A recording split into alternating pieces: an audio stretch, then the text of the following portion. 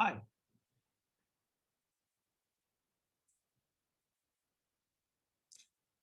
So this is a explanation of how geometry of linear transformations work. I am not going to talk about equations or coordinates, only pictures and animations for this. Uh, Typically, this goes with my tutorial on linear transformations. So this is a useful version of that.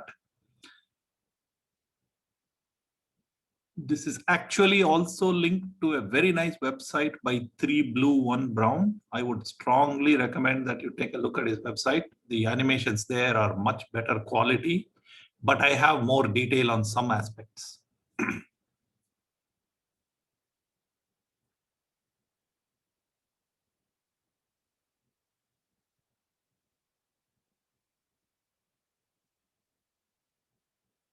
Okay.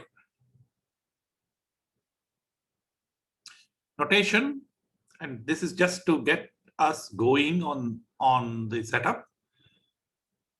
So we are going to think about a vector as a directed line segment.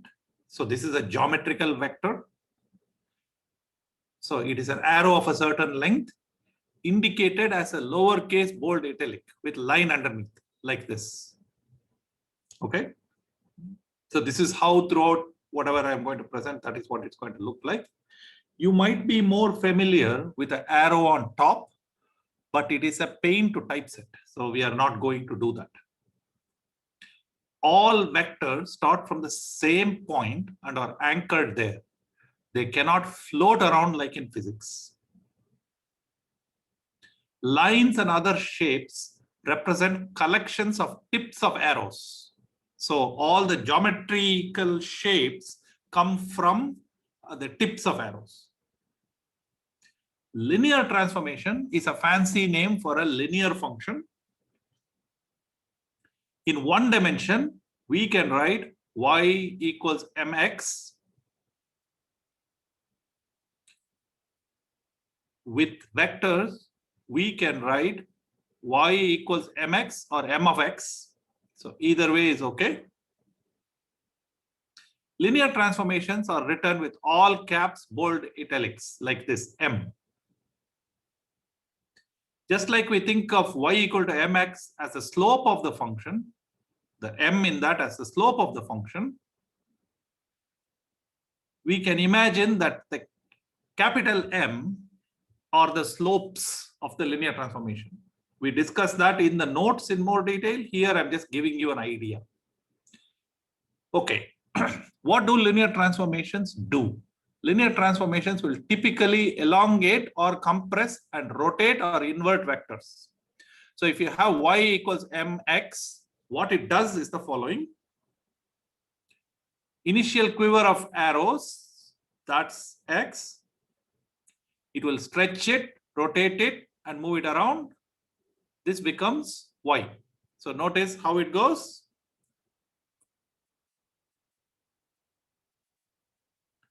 Seems to arbitrarily change the vectors, right? What vectors were before and now what they are seems completely different.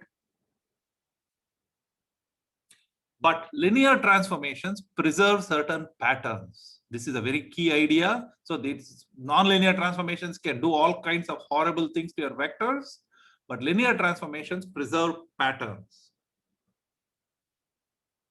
So geometrical patterns formed by tips of vectors will retain their character. So I have y equal to mx, and I have two kinds of geometrical parameters. A straight row of vector tips will remain straight and evenly placed. You can see the straight row of vector tips, and they will remain straight and evenly spaced. Grid of vector tips called a lattice will remain a grid. All lined up tips will remain lined up.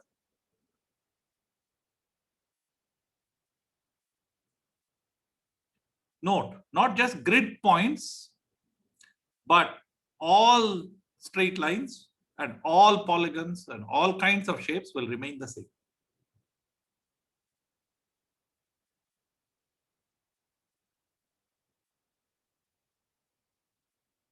So notice we eliminated the arrows and we just kept the tips. and then, sorry, just kept the tips. And once the tips are there, we can see what has happened to them. Otherwise, the arrows will get too crowded. The red dot in the middle is the origin. So you can see origin does not move. The arrows move around, but everything lines up nicely.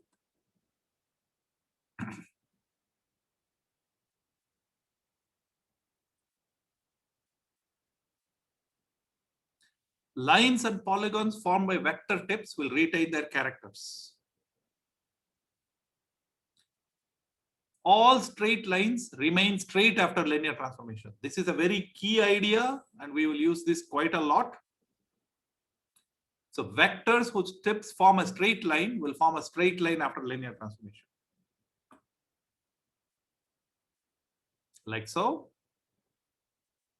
Note, parallel lines remain parallel, but initially perpendicular lines don't remain perpendicular. So things that were perpendicular don't remain perpendicular, but parallelism is maintained. Polygons will retain their character, but change their size, shape, and orientation. Shape change of rectangles into parallelograms are important.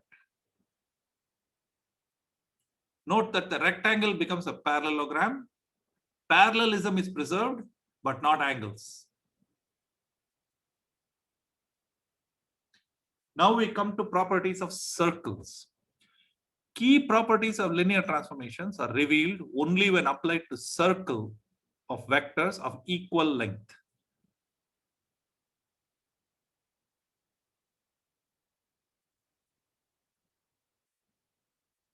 Every transformation will take circles into ellipses. Vectors whose tips form a circle will transform to vectors whose tips form an ellipse.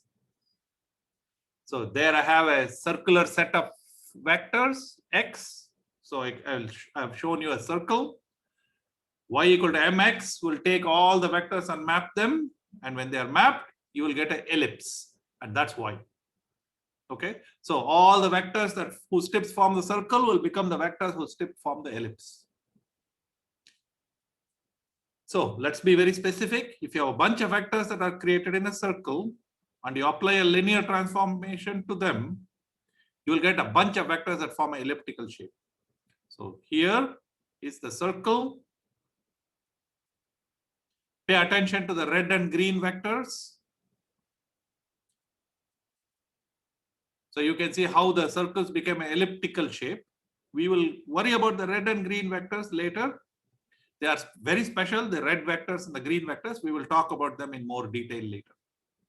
But the basic idea is circles become ellipses like that.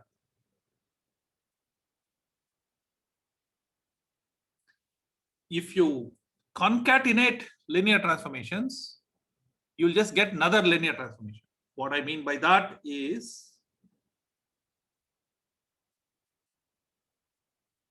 you start with x, you apply a linear transformation, you get y, and then you apply another linear transformation and you'll get z. That is the same as directly going from x to z. So what do I mean by that? In one dimension, if your y equal to m of x, m times x, and z equal to n times y, then you know that z equal to m n x. You can see m times n will get multiplied, and that's what exactly happens. It carries over for linear transformations. We can multiply the slopes, which means you can multiply the matrices, and it will give you a concatenation. So follow the red transformation. It made a circle into an ellipse. Then the ellipse becomes a bigger ellipse. Together, they are equivalent to the yellow transformation. So let us play this again. So red takes a circle into an ellipse. Green takes the ellipse into a different ellipse. Yellow takes the circle directly into the ellipse. So all of them are the same. So notice how ellipses become ellipses, circles become ellipses, and you can combine them. But order matters. So notice now I'm doing the green transformation first and then followed by the red transformation. That's not the same as doing the red one first and the green. So notice on this side, I did the red first, followed by the green. Gives you that shape. On this side, that's the shape I got. Now I do the green first, followed by the red. Notice that green first followed by the red is not the same as red first followed by the green. So AB is not equal to BA. So please remember, transformation sequence matters.